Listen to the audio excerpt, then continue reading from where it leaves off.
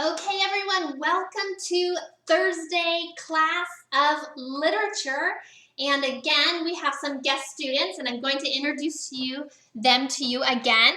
Okay, we have Frank here, and we have Carl there in the back, and Occupy and Perry the platypus always likes to make a surprise appearance.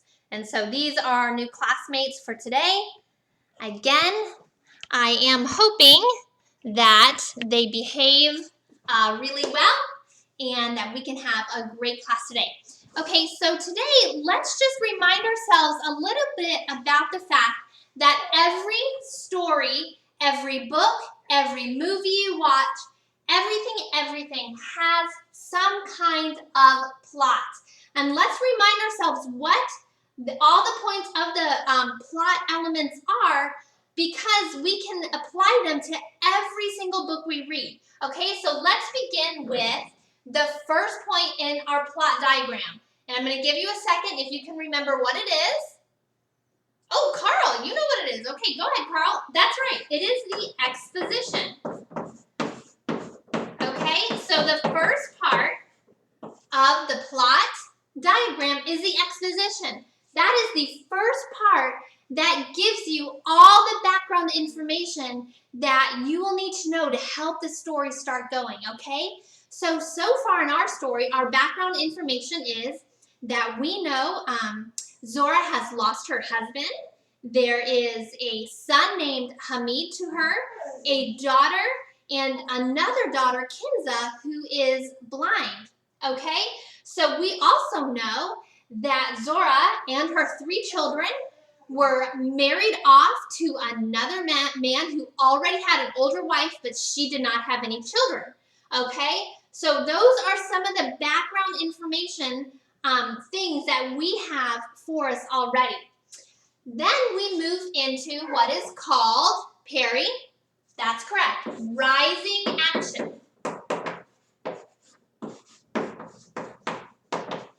Okay, and if we can recall, rising action is the part of a story or a book where the suspense begins to build. That is where conflict happens. And remember, we talked about all those different kinds of conflict, and we've learned about them. What kind of conflict do you guys think is the main one of this book? I'm not going to give you the answer to it, but I want you guys to think about, is it man versus man? Is it man versus society?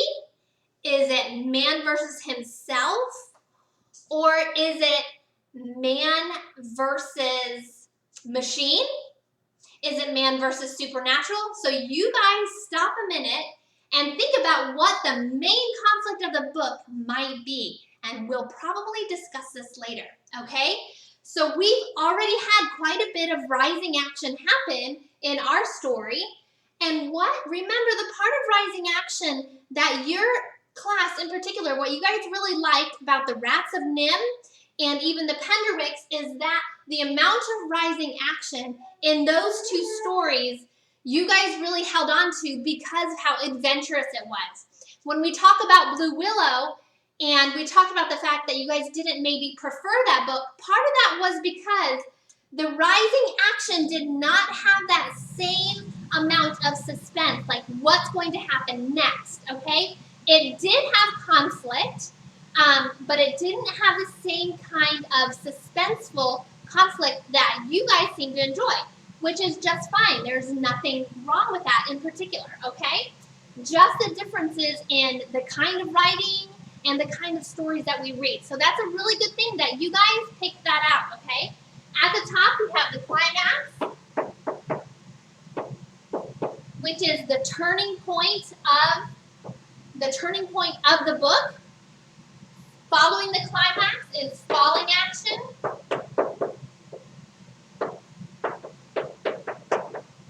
Okay, remember, falling action is that part where it says, and then what happened? If a story doesn't have a lot of falling action in it, you sit there and you wonder, but what happened to this person? But what happened here? What happened there? You don't get answers if there's not enough following action. If the author's done a really good job of resolving all these conflicts after the climax, then that means the author has done a good job with following action. Okay? That's what following action is all about. And then we have, of course, the end, which is the resolution. And the resolution is that ending of the book. It's that. And they lived happily ever after, or they went home for the summer. In the case of the Penderwicks, it's all that just comes to an end and the story is over. We also talk about with resolution that often when you have books that are a series of books, sometimes this resolution isn't quite as neat and tidy as it would be in other stories. And the author does that purposefully, as you know and as you can remember, to hopefully get you to read the next book in the series. Okay? The story does come to an end in a series in each book, but there could be more, and that is how the author gets you to get into the next book. Okay? So now we are going to review a little bit about what you guys read in chapter 5. And I'm actually going to go ahead and have a seat here so I can talk with you guys. Let me adjust my computer and camera. Okay, there we go. Okay, so in chapter 5, we were not quite introduced to a new character, but Zora did talk to Hamid about someone that he wanted to take Kinza to see. Okay, now why is this important? Number one, it is because of, again, let's go back to this whole worldview thinking, okay? Hamid's mom wanted Hamid to take Kinza to this, what was called as, she was a saint. She was called a holy woman. Now, we both know she's not a holy woman. She's a missionary, and she's there working as a nurse in this country, okay? But because she is healing or taking care of for free all of these poor people, they look at her as a holy person, okay? So, the reason that Hamid's mother does give, though, for this holy woman being so kind is that she loves her saint, okay?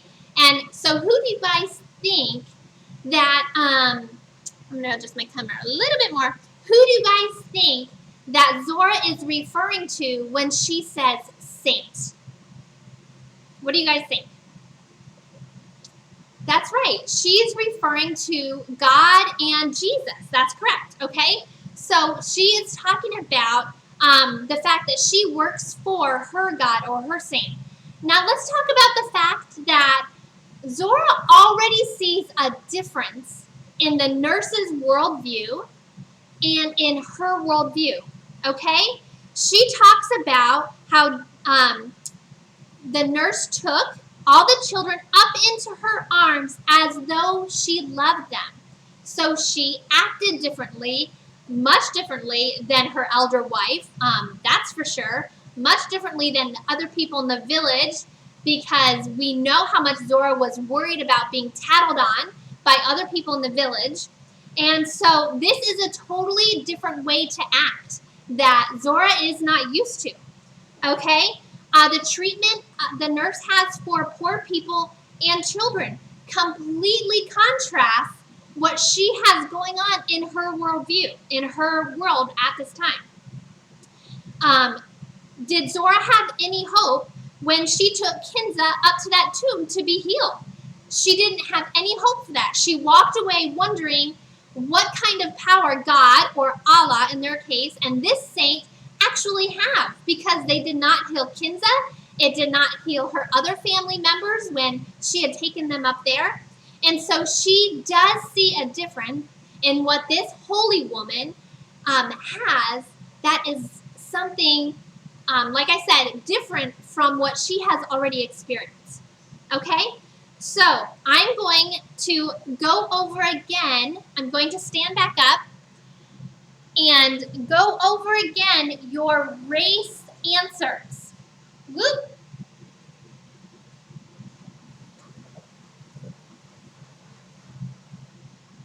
Okay, now remember, because I have looked at your papers already, okay? Now remember, and if I have to sing the song to you guys, I will, but I know especially you 6th graders do not want me to.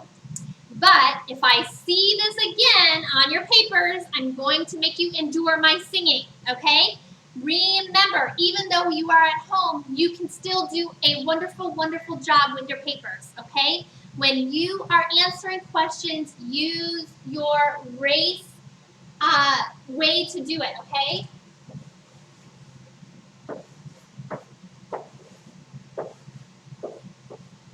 Remember, R is restate the question. So when you are answering a question, I should see part of that question in your answer. I should not have to look at the question in order to understand what you're talking about.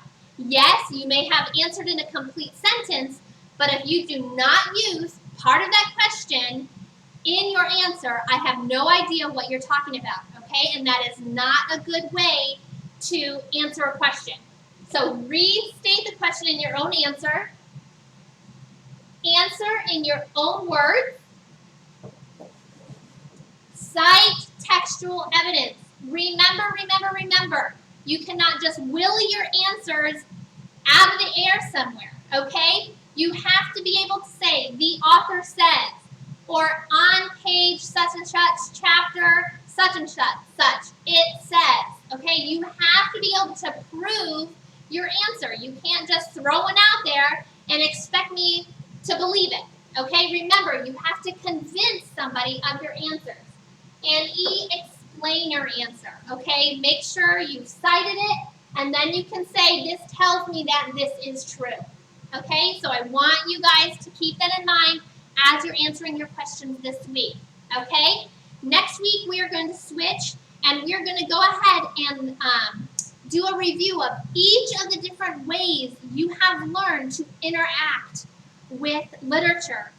We've done the race answers twice. We're going to go away from that next week, and we are going to do something else, okay? So for now, just work your hardest to get those race answers down right. I know you guys can do it. I know it takes a little bit more time, but it is a skill that will serve you. Goodness, I'm adjusting my mirror.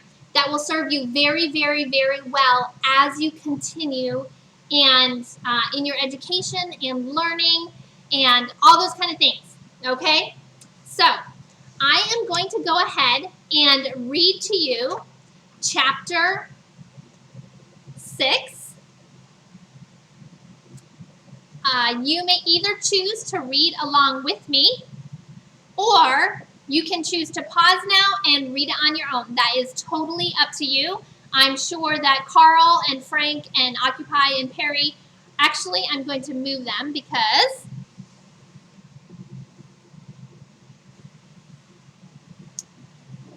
Perry has already been in trouble once today. So he's going to stay here by me. Perry! Okay. All right. Perry, you can stay right here next to me because you are close to having to go see the principal today. Okay, chapter 6, Adventures on the Way. Uphill, downhill, along the river path, Hamid trudged on, becoming more and more exhausted. Hold on 1 minute.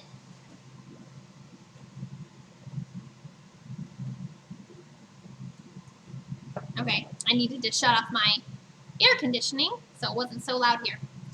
Kinza seemed to weigh heavier and heavier on his back. He remembered all that he had left behind. His mother, Rama, the thatched hut and charcoal fire, the goats and the dog with a torn ear.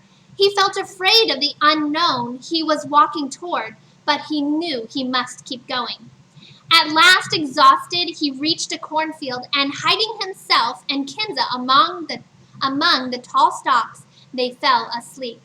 Kinza woke before Hamid and crawled out from the prickly cornstalks. She started to explore. She heard the sound of a grindstone, and with a cry of delight, she toddled towards it. Grindstones meant mother, and food and shelter and comfort. A woman sitting at the door of her hut heard the cry and looked up. She could hardly believe her eyes. Coming toward her was the strangest little figure she had ever seen. A tiny child in a cotton gown, her outstretched hands groping, her face lifted to the light. Her black tangled curls had straw sticking out over them like a halo. Kinza realized she was in a strange place and hesitated for a moment. Then she held out her arms and cried, "Mummy!"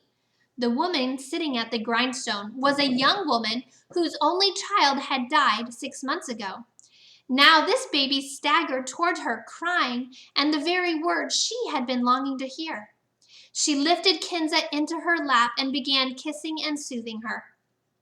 Kinza knew this was not her mother and started to struggle free, but although these were the wrong arms, they felt safe and strong, and the woman's hands were gentle as they stroked her curls. At last she relaxed and asked for a drink. The woman fetched her a bowl of buttermilk. She drank every last drop and curled up like a kitten in the woman's lap and went to sleep. So right there, just another really good use of simile. She curled up like a kitten. So important because it gives you that visual of how this actually happened and what it looked like. If it says she just got up into her lap and went to sleep, does not give you the same picture as it does when you add that figurative language in. So another good reason to use figurative language and to recognize it when an author is using it. It was evening when Hamid woke up, feeling rested and comfortable. He suddenly realized where he was and jumped up with a little cry of alarm. Where was Kinza? He saw her tracks in the trampled cornfield and crept to the edge of the path.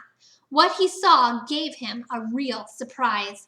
Less than 50 yards away, he saw Kinza eating cherries in front of a hut, while a young woman laughed and tried to untangle her curls. Around them sat the whole village, who had come out to stare at this strange child who had somehow arrived among them. Hamid felt ashamed. He had fallen asleep. They had lost a whole precious day's travel, and worst of all, Kinza had escaped and would well be in enemy camp. He must rescue her quickly, for these people would certainly soon come to hear of the child missing from Thursday Village, the name of Hamid's village. So once again, when the sun went down and moonlight flooded the village, Hamid left the shelter of the cornfield and crept over to the doorway of the hut. Kinza had been put on a little mat and covered with a goat skin. Hamid scooped her up in his arms, whispering her name. She gave a little sigh and half woke, but knowing she was safely back with her brother, she clung to him tightly and fell into a deep, peaceful sleep. She knew she was back in the right place. 5 minutes later, they were bumping up the hillside, Hamid's heart thumping with fear, but no one had heard them. The rescue had been perfect. Hamid paused and looked up to the mountain towering above him and back to the valley and the river that led home. He knew which path he had to take and headed toward the mountaintop, which he reached just before dawn. Hamid felt he was standing alone on top of the world, gazing at a range upon range of rocky peaks. He knew he had to avoid Tuesday Market, a Spanish settlement, where there were many soldiers who might be on the lookout for them. His stepfather could well have alerted the police by now. Hamid knew he must make his way straight down the mountain to the river in the valley 2,000 feet below them. He tied Kinza on his back again and set out, almost colliding with two men on horseback, whom he recognized as coming from his own village. Dazzled by the sun, the men stared at him for a moment. Then one leaped lightly from his horse and made a grab for Hamid. "It's Si Muhammad's boy," he cried, "the one who was missing from Thursday Village the day before yesterday." Hamid ducked and bolted down the mountainside. Bolted is much better than, and Hamid ran down the mountain. We talked about using good quality strong verbs to describe a better way of what's happening. Okay, so that was a good way to say that. His sudden movement startled the horse, which reared in the air. The man gave an angry shout, and the horse plunged forward. By the time the animal was properly under control, Hamid was far away, leaping through the scrub with Kinza bumping behind him. Not even noticing the thorns and roots and cut, bleeding feet, he went crashing on, not daring to look behind, always expecting a heavy hand to land on his shoulder and pull Kinza away from him. The merchant, still clinging to the bridle, stood watching him. He had done his best, but he was not going to chase someone else's brat all over the scrub brushes and spoil his new shoes. It was none of his business, and he wanted to be in good time for market. He shrugged his shoulders, mounted his horse, and rode on. He would tell the police at Tuesday market. It was their job, not his, to hunt a runaway boys. But poor Hamid dared not stop running, and Kinza, with her body nearly shaken to bits, gave jerky wails and hiccups on his back. There seemed to be nowhere to hide.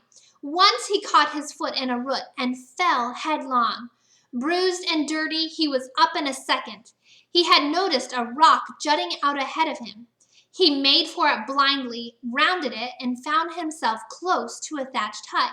And beside the hut was a mud goat shed.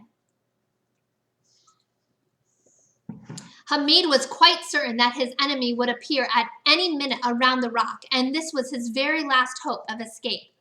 He sprang into the close, dark shelter of the goat shed and found a sick goat and her kid lying on some straw.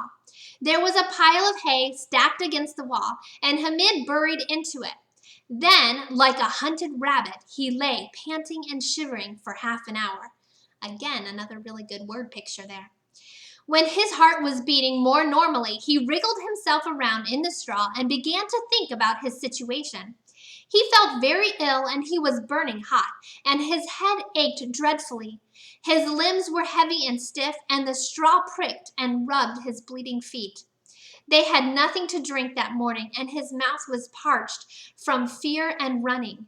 Kinza, too, was miserable and wanted a drink. She had started to cry, sounding like a starved kitten, and he could not silence her. If anyone came to the shed, they would certainly not hear her. He looked around desperately, and then, for the first time, he began to consider the sick goat, which had broken its front leg. He cheered up at once, for here was the answer to his problems. Hamid understood goats, and a mother with a kid would have plenty of milk. He wormed his way out of the hay and, creeping to the doorway, grabbed hold of a piece of broken clay pot that had been thrown away.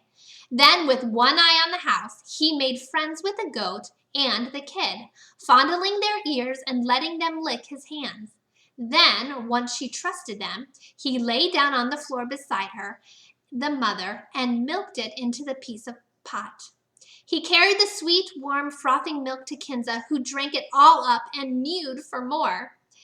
That's cute that they said she mewed for more, since they keep calling her like a kitten. That's just really cute. Good job. They drank as much as they could and soaked hard pieces of bread into it, for they were parched and starving. The excitement of milking, the pain in his feet, the stuffy heat of the straw pile, and the fever in his body had kept Hamid awake all morning. He was terrified of going to sleep too, in case Kinza wandered off again.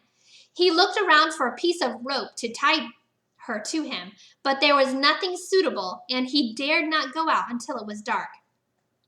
At last, exhausted, he clasped her tightly to him and fell into a deep sleep. But Kinza, realizing he was asleep and wanting to do just as she pleased, remember, she's just a little girl, crawled out of the pile of hay. She took a few uncertain steps and bumped straight into the goat. Kinza loved goats and felt perfectly at home with them. So, having found what she wanted, friendly company and a place to lie that did not scratch, she crawled under the goat's chin and curled up to sleep. The little kid, no doubt feeling jealous, butted its way in, so they lay together with the goat's front legs around them, both quite content, the newborn kid and the lost baby. Hamid turned feverishly in his sleep, soon tossed away the straw and lay with his arms and face exposed. Toward sunset, the mother of the household came in with a bucket to milk the lame goat. For a moment, she thought it had another kid. Then she looked more closely and found a little girl curled up in a ball. "May God have mercy on me!" exclaimed the woman. "It's a baby!" She looked around, puzzled, and caught sight of Hamid's top half sticking out of the straw. "My God, have mercy on my parents!" she cried out. "There's a boy as well!" She marched quickly over to him and prodded him with her leathery foot. She was a big woman with a loud voice, and she wanted an explanation quickly. Hamid woke with a start and struggled into a sitting position. He was fuzzy with sleep, but realized at once that wherever he was cornered and caught like a rat in a trap. His head still ached terribly, and he lost all control of himself. He stuffed his knuckles into his eyes and began to cry. "Stop it," said the woman, slapping him on the back. "You are not from our village. Who are you? And where have you come from?" Hamid gulped back his sobs and looked at her. He thought it might be best to tell the truth, and the woman listened to his story, frowning and nodding in turn. When he had finished, she looked at him kindly. It was a good story and seemed true. She had been married twice, and her first husband had been very cruel to her and her child. He had divorced her when she was only 15 years old. She too had known what it was to see her baby ill-treated, and she felt sorry for this unknown woman who was willing to risk so much for her blind child. Besides all this, the woman had a motherly heart, and the bright-eyed boy who coughed as he spoke was obviously ill. She knew nothing yet about the filthy little bundle cuddling her goat, but at least she could give her a better spot to sleep in. So she milked her goat, and then, with the bucket in her right hand and Kinza under her left arm, she strode to her house with Hamid limping behind her. The house was a round mud hut, rather dark inside, with a stack of winter bedding for the goats heaped against the wall. A clay pot bubbled on the fire, and 3 little girls sat around it expectantly. As they entered, the husband came down the mountainside with the flock, and they all gathered around to eat. Hamid, who had eaten nothing but bread and milk for 2 days, thought he had never tasted anything so good. A lentil stew flavored with garlic oil and red peppers, with hunks of hot, soft bread to dip it in. A bowl of buttermilk from which they all drank in turn, and finally a dish of bruised apricots, the unbruised ones the father would carry to Wednesday market at dawn the next day. Hamid felt his strength come back to him. For one night at least he would be safe and sheltered, and this made him feel peaceful, and his head stopped aching. The big countrywoman sat licking her fingers as he gazed up at her as though she were an angel from heaven. After supper, the 3 little girls curled themselves up on goatskins against the hay, with a cat and her 3 kittens for company, and went straight to sleep. The father went out to milk, and his wife followed because she wanted to talk to him. Hamid, sitting by the fire with Kinza, leaning up against him, could hear their voices. He supposed they were talking about him, and he was quite right, for the woman came back soon with everything fixed up. "Don't be afraid," she said encouragingly. "My husband is quite willing to help you. He is going into Wednesday market tomorrow to sell apricots. He picks up a truck at the bottom of the hill just before daybreak. He will take you with him and say that you are my sister's children, for my sister lives on the road to Friday market, where you are trying to get to, and she has a boy about your age and a baby girl. The truck will drop you about 25 kilometers from Friday market on the main road, and you can probably get a lift. If not, it's not too far to walk." She looked down at his joyful face and suddenly felt sorry because he was so young and helpless. She fetched a basin and a towel, and stooping down, she washed his cut feet. Then she tore a rag into strips and bathed his wounds with olive oil. Finally, she laid him on one sheepskin with his little sister and covered them warmly with another. He fell asleep at once, grateful and unafraid, and she went and sat very still on her doorstep, her hands folded, looking out into the dusk. So that is the end of chapter 6. For this week, you will be doing your comprehension questions in your packet for chapters 4 through 6, which is pages 17 through 19. Don't forget to use good race answers. Page 19, you will see in Quick Schools, that part does not have to be in complete sentence, and I have it written there for you. So I will see you all on Tuesday for class.